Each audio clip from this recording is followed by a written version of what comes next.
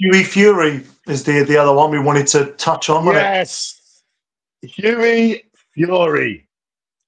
I've got mixed feelings about this. Really, this. If you want me to start, Chris, because go ahead. I was talking to a trainer, Daz from Last Bell, and he was telling me over WhatsApp that he's meant to be he's a big puncher. This turn in sparring, it's like David Price, 6'8", big guy. And then there was a really strange performance from Turn. He hardly used his jab. He was letting Hughie Fury just walk in and just tee off on him a bit. It was just a really sort of odd performance, really. I mean, Hughie Fury got a lot of rounds in, which is good. I saw him in an interview after, and he wants to be as active as possible. He's 30 now, and I always see in the comments jokes about, he's still a young prospect, Hughie Fury. He hasn't got his man more. Yet. They're like being sarcastic, but I always find it amusing. But because he's had this is another thing I wanted to mention, Chris, as well. Because I know Peter Fury alluded to, he's had this chronic illness ongoing, which seems to be rectified now. And I don't think we'll ever know the full story, because I know he used to have a lot of kind of like sores on his back, and he's got scars on his head. I don't know if it's a skin condition that affects his immune system. I'm speculating, but he's clearly had a bit of a torrid time. And it's just a bit of a strange one with Hughie Fury, isn't it? Because I remember when he fought Joseph Parker for the WBO belt, as a 21, 22-year-old. And it's been a sort of a bit of a... Shades of Ali. Yeah, Shades of Ali, yeah. And I just wouldn't want him to become this sort of gatekeeping type old school, because he kind of reminds me a little bit at times, and I'd mean this with no disrespect, almost those kind of 80s, early 90s gatekeepers where they were decent, they gave fighters rounds, but he doesn't really hit hard enough. Like, you do worry, don't you, if he gets in there against a really, really live opponent again. I don't know where I'll put Hughie Fury. I'm going on a bit here, Chris, but he's a bit of a confusing one for me, Hughie Fury, where he's at. Yeah, same for me. Like, what I will say is he is so composed and relaxed. Like, don't panic, whatever. His defense is great. Like, parrying, blocking, tucking up, inside, outside. And he's got some whiskers on him as well. He's got a good chin. Good chin. Like, he can take a punch. But his offense is a bit wild, It's like his dad said after the fight. He said, I was impressed with it. He did, with some performance. But the reason why he didn't knock that kid out is because he said this guy that he was fighting, he's not the best or whatever, but he's a tough guy. And we knew he was tough. And the only way you can knock people out like that is you got to hit them with a punch they can't see. The ones you don't see knock you out. And he was telegraphing his punches. Well, that can be rectified because I think because of the opposition he's been fighting at the moment, because he's only been fighting in small hall shows, nothing really big. Like, he's not really had to step his game up and set any traps or do anything. It's just walk him down and wail on him. Like, he's not been doing that, setting the traps or doing that, which he should have been doing to practice. But I suppose he's had a long lay off. But anyway, so his offense needs working on, like his dad said, just combinations, setting traps, etc. So, but he doesn't hit hard. But it doesn't matter if you hit hard at heavyweight division, as long as you set the traps and you can catch them at the right time. I think he can be a problem because I do rate Peter Fury as a trainer as a really, really good. And he's got the defense and he's got the whiskers. So I can't see why not giving anyone a fight, because let's not forget when he was younger, he's never been knocked out, never been stopped, never been knocked down, and he's fought Povetkin, Pulev, Samuel Black, really, really hard hitters. And so I can't wait to see what he can do, but he needs to more straight shots. Because when he gets excited, he's probably winging them hooks out. He looks a bit more aggressive since coming back, doesn't he? I know he obviously hasn't been in with anyone yet, but sitting down on his punches a little bit more, Looks like he's definitely been working on some stuff, you know, trying to increase his arsenal a little bit offensively. I can see some stuff in there, but I like him. Always comes across really well. You know, he's a solid kind of all-round fighter. I think if he just had that little bit more pop, he would be a real problem, wouldn't he? Because he's he's got the credentials, great trainer behind him, good pedigree. It's just, I think the biggest thing that's held him back clearly has been his illness and his health problems, which is a shame, which can't be helped. That's just one of them things. That's it. And like it's a shame. It's just like he's had such long times out, and every time he's got a bit, because before he went away, he fought Marius Wack, and he was very aggressive in that fight, and I think he stopped him in a TKO. He didn't knock him down, but he was being more aggressive, like what we're seeing in that fight the other night. Like, so it's just like he's being more aggressive, but he hasn't got that one-punch knockout power. But he's got good defense, so he can be a big problem in the in the heavyweight division. I hope so. For him, I hope so. And he's doing a deal with, I don't know what kind of deal it is, but Peter Fury said Ben Shalom has offered him a big fight next year. I heard this on Sky Sports. Who do you reckon it is? It's got to be a Ben Shalom fighter. Oh, I don't know. What do you reckon? The winner of Wardley Clark? No, surely not. You never know. Well, he's had his warm-up fights and ring rust fights and all that. He's had about 4 fights since he's been back, so why not? Yeah. I mean, I don't know, you know, kind of how that works, and people might argue, oh, he hasn't earned it because he's been out for so long and that coming back, working his way into that position. But maybe he sees himself a level above that. You know, this is a guy that 10 years ago was fighting for a world title. I don't know, but it'd be interesting. I don't know. Any off the top of your head, Chris, who do you think chucks some names out there? If I was him, I'd fight the loser of Fraser Clark Wardley.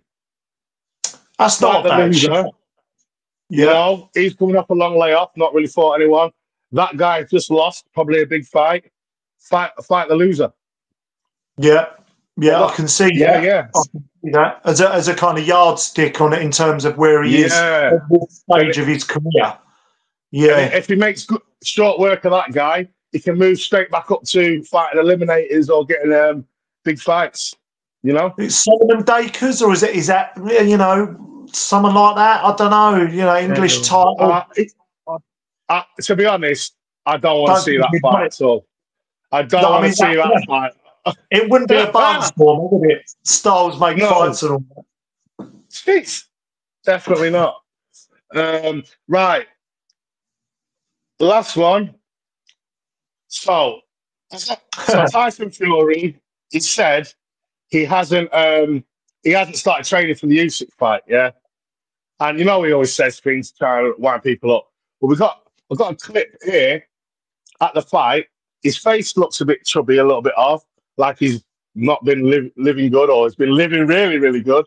And he's got a really baggy t-shirt on, so you can't see if he's in shape or not, really. And I think he's done that on purpose. He's either out of shape or he's in shape and he's trying to fool us. But let's have a quick look. Listen, that's cost me you still fucking up. You still fucking in Turkey. You gotta pay me now.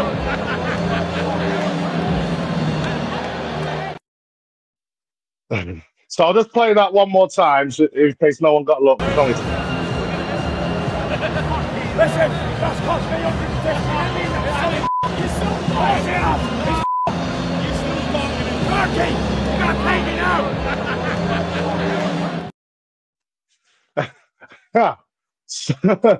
Well, firstly, what I didn't notice about that video, did you hear what he said?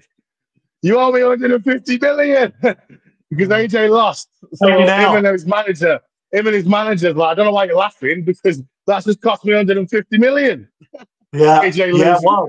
AJ fumbling the bag. Fumbling the bag.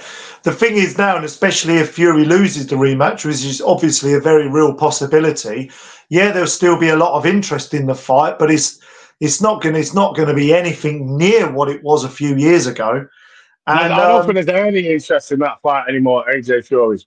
Yeah. It's a, To be and fair. in terms of he does this with. This is the thing. It's so difficult. A bit like Andy Ruiz is a bit like this. Sending all the kind of Andy Ruiz is terrible for that. Like, so you think, oh, he looks like he's back. He's in the game, doing all these kind of weird, like above the head shots, trying to deceive people with his weight. But Tyson Fury is a funny one. It's very difficult to know because he's never going to look like a Dubois Anthony Joshua. That's just not his genetics and body type. Even if he probably trained that way, he wouldn't look that way. Genetics play a big part, as we know, Chris. But you do worry now, don't you, a little bit? Oh, I worry because I want him to win against Usyk. He's a British fighter. I've been a fan of his career. Yeah, for sure. But I do worry a little bit if he has, because straight after that fight, obviously all that stuff coming out where he was on his knees and drinking. We know he likes to drink and he can go off the rails a little bit.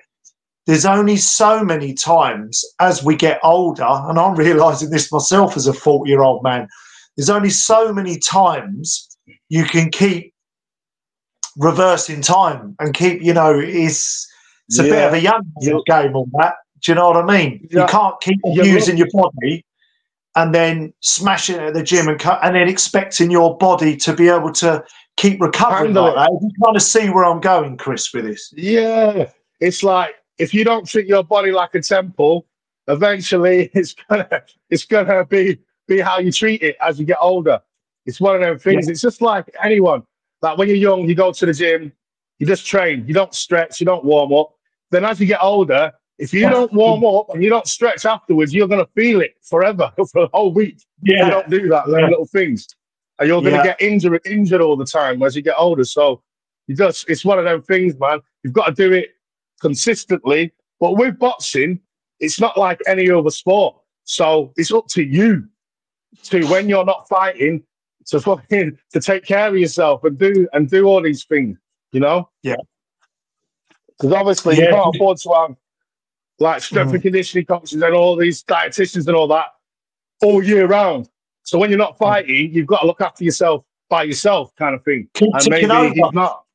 Yeah. Got to keep ticking over, haven't you? But we do know Fury is a master of mind games. So I think maybe he might be doing this to make. But I don't know why. No one put trying it on Usyk because he don't give a shit if you're the best version of you or not. He's got tunnel vision.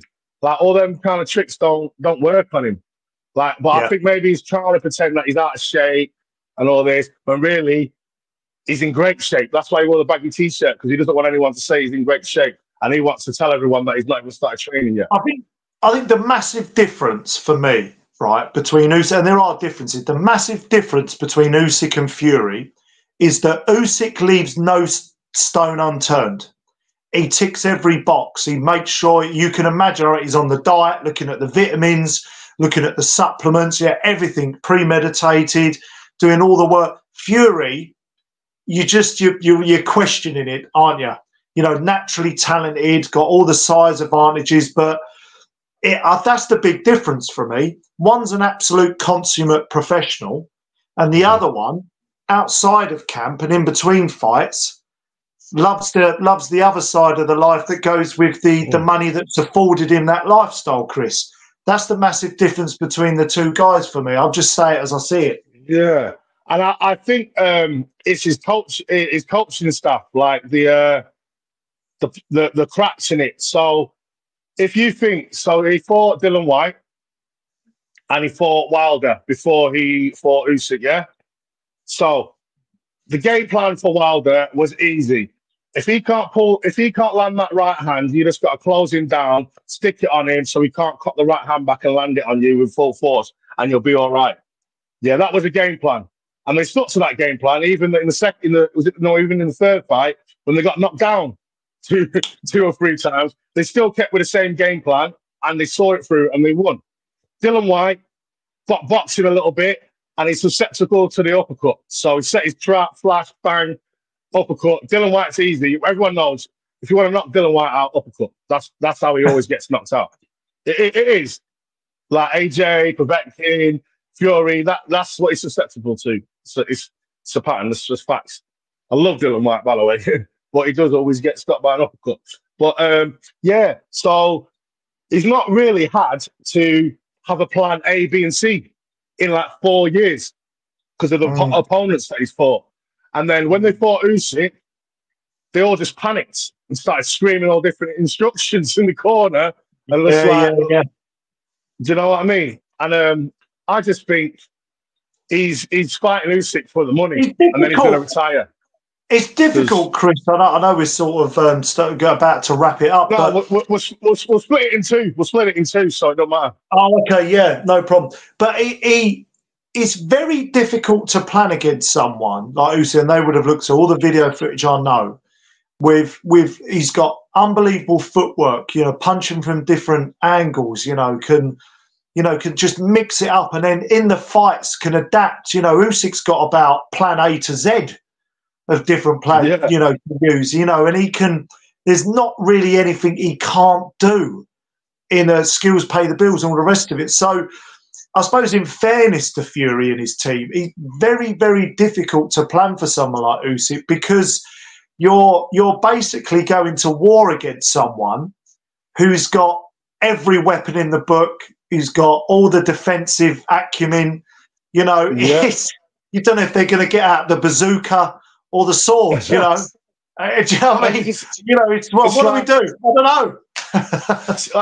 in that fight, when Fury had that spell where he won about 3 or 4 rounds on the bounce, and he was hitting him with the uppercuts. Usyk's got a stone cold poker face. You knew he was hurt because he wasn't rushing in as much, but his face was like controlled. He didn't look. He wasn't like, "Oh, I'm hurt." He didn't move back suddenly to make it like he was just methodical about everything. All right, he's hurt me. I'm gonna cover up, back up a bit, then I'm gonna go back at him. As soon as he gives me the opportunity, as soon as he holds his feet, I'm gonna step to the side. I'm gonna go back at him. I'm not gonna let it. He's been in the trenches. He's been in the trenches that many times for over 300, God knows how many fights. He's come through adversity in the cruiserweight division. He's been there, done it, got the t-shirt. So, and when you've got a mentality like his, it's very difficult to get a read. Like you say, he doesn't panic. He doesn't really show. Yeah. And people said, to beat Usyk, you've got to use your size and all that because he's not a real heavyweight. Derek Chisora did that. Didn't win. Didn't even come close to winning. Yeah. Then people said, you got to hit him with the body shots. Fury was smashing with the body shots all night. Didn't work. Do you know what I mean? So, how do you beat this guy? The uppercuts. The uppercuts were kind of probably the best success he had. A little bit, a few little combinations from outside range, but the uppercuts, because out of the southpaw stance for Usyk, if you're orthodox or if Fury's in the orthodox stance, that's the kind of shot to look for. We shall see in December. He's got a hell of a chin, though. I know. He's got a good chin. He's never been. He's never been knocked down before. Never. If anyone wants to put in the comment section crying, I did one knocked him down. It was a low blow. He didn't knock him down. So just not even. Did he not get knocked down in the cruiserweight division? I'm thinking no. Wasn't it like Beterbiev or someone in the amateurs or something, or in sparring? I don't know. Beterbiev sparked him out in the amateurs, but that's in the amateurs. This is the pros. Yeah, exactly. Yeah. But basically, it's threadbare. You're having to kind of look somewhere. With Usyk, I think you need everything. But I think Fury could beat him if he was applying himself. If he is, we don't know, because Fury does have all them tools as well. But he just Sorry,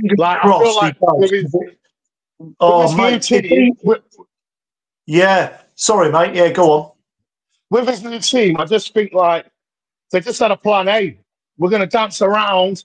And I keep landing the uppercuts, body shot, and then because of Usyk making you, you want to dance? I want to make you fucking dance like a motherfucker. Took his legs away, made it like that. They didn't have another plan because Fury was fucked. It's one of Usyk's best skills is that he's just able to drain your tank just keeps throwing punches in your face, keeps you busy, keeps you honest, Feinting, keeps you working, keeps you moving, and then he kind of might have a round off, and you think, oh, he's getting tired, and then he comes out in like the next round and he raises his game by about 5 notches, and I don't think people understand that. I still don't think he gets the credit he deserves. Usyk is unbelievably good, and he's just it's not anything he can't do, and he's just psychologically on it as well, and you can't. He's very. But if Fury, the best version of him, can come in on December, it could be a hell of a fight. It could be a really close hell of a fight, and that's what I'm hoping to see. If Fury loses but gives everything, I think that fight will be looked on in history as like it will. He's just got to come in, and I hope he does in the absolute best, and just roll the dice if that one last time, Chris. Yeah, that's it. Just hold on 1 second. I'm just going to pause it a second. Right. So it's really, but anyway, we forgot about the subject. We were digressing. Does anybody think that Fury looked out of shape in that video, or do they think that he's blagging? That's why he had the baggy t-shirt on. Because I can't tell, and we won't know till fight day, well, till after the fight if he loses or wins. You don't know. Difficult, yeah. No, it's a difficult one to work out. And it seems to be a common theme with Fury, but not long to go, is it? October, November. It's only a few months now. So if he's not in the shape that he needs to be at this point, then he's got to get moving. Got to get moving. Also, another thing. Apparently, AJ is supposed to be fighting Wilder. Oh God! Oh, that was the other little bit of news, wasn't it? Oh dear! Yeah. I can see our tagline now: "Battle of the Bums." Oh dear! Oh dear! Bit harsh, maybe. Bit harsh. I don't want to see that fight, because if AJ sparks at Wilder, all the casuals are going to be like, "Yeah, he's back. He's back." He's not back. If he sparks at Wilder, it don't mean nothing. If he beats Wilder, if I was AJ, I'd retire on high. I'd beat my nemesis after all these years. It'd be a bit like Amir Khan, Kell Brook. Like, we've got the fight, but it's about 10 years too late. But it's still, what the hell? Yeah, we'll just enjoy it.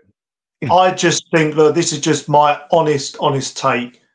I don't think the problem is with that fight. If AJ starches him, which he probably will, he doesn't really win out of that fight. He's kind of like, well, Wilder's washed up. He's been washed up for years now. I just don't really know what it does for either. Like, Wilder shouldn't be fighting anymore. I really don't. Look, it's not for me to. People want to continue earning money and put their health at risk. That's up to them. But I don't like that fight at all. I'll just be honest. It's terrible. It's 7 years too late. Yeah, exactly. Or thereabouts. 7 years too late. Right. that's us, guys. Boxing Bros UK. Like and subscribe. Please. Peace.